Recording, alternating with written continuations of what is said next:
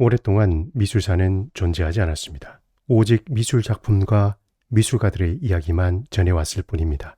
아름다움에 대한 철학적 성찰이나 개별 미술가와 작품에 대한 단편적인 서술은 고대로부터 있어왔지만 미술에 대한 역사인식이 본격적으로 이루어진 것은 르네상스가 절정에 달한 후 서서히 저물기 시작한 16세기 중반 이탈리아, 그것도 르네상스의 본고장 피렌체에서였습니다. 메디치 가문의 연출가로 활동했던 미술가 조르조 바사리는 1550년 치마부에로부터 우리 시대에 이르는 가장 탁월한 이탈리아의 건축가, 화가, 조각가 생애라는 긴 제목의 책을 출판했습니다. 줄여서 미술가 열전으로 불리는 책입니다. 토스카나어로 집필된 이 책에는 이탈리아 르네상스를 준비하고 이끌었던 위대한 미술가들의 생애가 집대성되어 있습니다.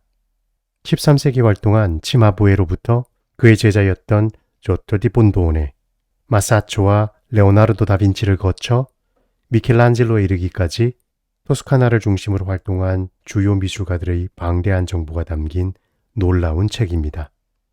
이 한 권의 책으로 훗날 미술사 연구자들은 바사리에게 미술사의 아버지라는 명예로운 칭호를 선사했습니다. 19세기 역사학자로 미술사의 학문적 체계를 완성하는 데 지대한 영향을 끼친 야콥 부르크하르트는 바사리에 빛나는 저작이 없었더라면 유럽의 미술사는 아예 존재하지 않았을 것이다 라며 바사리의 업적에 명예로운 찬사를 보냈습니다. 바사리에 대한 부르크하르트의 평가는 조금도 과장된 것이 아닙니다.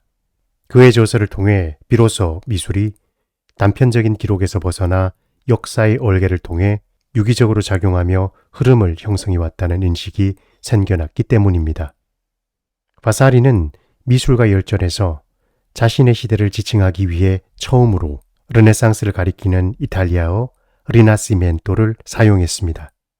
바사리의 저서가 가지는 가장 중요한 의미는 미술가 열전 서문에서 언급되고 있는 역사관에 따른 미술 전개 과정의 서술에서 찾을 수 있습니다. 바사리는 고대에서부터 중세를 거쳐 르네상스를 꽃피운 15세기 꽈트로첸토에 이르는 미술의 발달 과정을 특정한 역사 해석의 틀을 통해 설명하고 있습니다. 바사리는 이탈리아인들의 조상, 고대 로마인들의 찬란했던 미술을 정점으로 보았고 야만적인 양식이 지배한 중세를 몰락, 그리고 고대를 모방해 찬란한 재건을 꿈꾼 15세기 꽈트로첸토를 리나시타, 소생으로 해석했습니다. 완전했던 고대의 미술이 중세에 이르러 죽음을 맞이했고 15세기에 다시금 부활한 것으로 보고 있는 바사리의 이러한 역사관에는 창조, 타락, 부활, 구원으로 요약되는 기독교적 교리가 투영된 것으로 보입니다. 바사리는 르네상스를 시기에 따라 세 단계로 구분하였습니다. 첫 번째 시기인 14세기 트레첸토를 발전 초기 단계인 유아기, 두 번째 시기인 꽈트로첸토를 청년기, 그리고 세 번째 시기인 16세기 친쾌첸토를 성숙기로 규정했고 그 최고의 정점에 조각가 미켈란젤로를 올려놓았습니다. 이렇게 짜인 틀 안에 각 시기에 속한 주요 미술가들을 위치시키고 그들의 생애를 서술해 나갔습니다. 바사리의 목적은 개별 미술가들의 방대한 정보를 수록한 단순한 미술가 백과사전이 아니었습니다. 자신의 시대를 고대의 부활로 규정하고 피렌체를 중심으로 활동했던 미술가들을 주인공으로 등장시킨 데에는 이유가 있어 보입니다. 그가 살았던 시대는 태평성 때가 아니라 대혼란의 시대였습니다. 마틴 루터의 종교개혁으로 유럽은 구교와 신교로 나뉘었고 이탈리아 반도의 주도권을 둘러싸고 신성 로마 제국과 프랑스 그리고 교황 사이에 첨예한 대립이 있었습니다. 게다가 1527년 5월 신성 로마 제국의 용병들이 로마를 급습해 영원한 도시를 폐허로 만들어버리기도 했습니다. 불안과 공포, 패배의식이 지배하던 절망의 시대의 바사리는 꽈트로첸토 위대한 미술가들의 찬란한 업적을 찬양하여 미술의 부활과 함께 시대 부활의 염원을 담았을지 모릅니다. 바사리 개인과 그가 살았던 시대의 관계성 속에서 미술가 열전의 집필 동기와 목적을 추적하는 것은 매우 흥미로운 일입니다. 하지만 미술사의 역사에서 그의 저서가 가지는 더욱 중요한 의미는 미술가 개인에 대한 단편적인 기록에서 벗어나 미술의 흐름을 역사적 틀을 통해 서술하고 있다는 데 있습니다.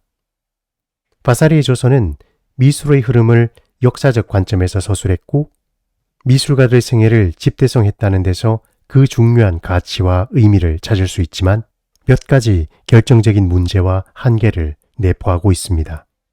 개별 미술가들의 업적을 찬양하면서 지나치게 미화하고 과장한 측면이 있고 단순한 사실관계의 오류를 자주 범하고 있습니다. 책에 수록된 인물들이 토스카나 출신이거나 토스카나 지역에서 활동한 미술가들로 한정되어 있다는 지역 편향성 역시 미술가 열전의 객관성에 의구심을 품게 하는 문제점 중 하나입니다. 하지만 이러한 문제점들은 다른 미술가들을 자극해 또 다른 미술가 전기 출판을 촉진하는 결과를 낳았습니다. 바사리의 미술가 열전이 출판되고 2년 후 아스카니오 콘디비는 미켈란젤로의 전기를 발표했고 콘디비의 책은 1568년 바사리가 미술가 열전 개정 증보판을 출판하는 데 영향을 미치기도 했습니다.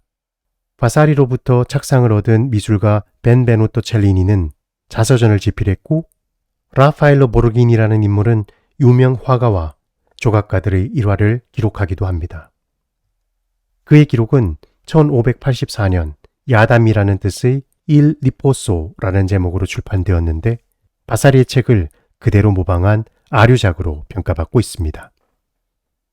바사리의 저서는 플랑드르 미술가 카렐 폰 만더에게도 자극을 주어 1604년 알프스 이북 지역에서 활동한 주요 미술가들의 생애를 담는 미술가 열전이 출판되었습니다.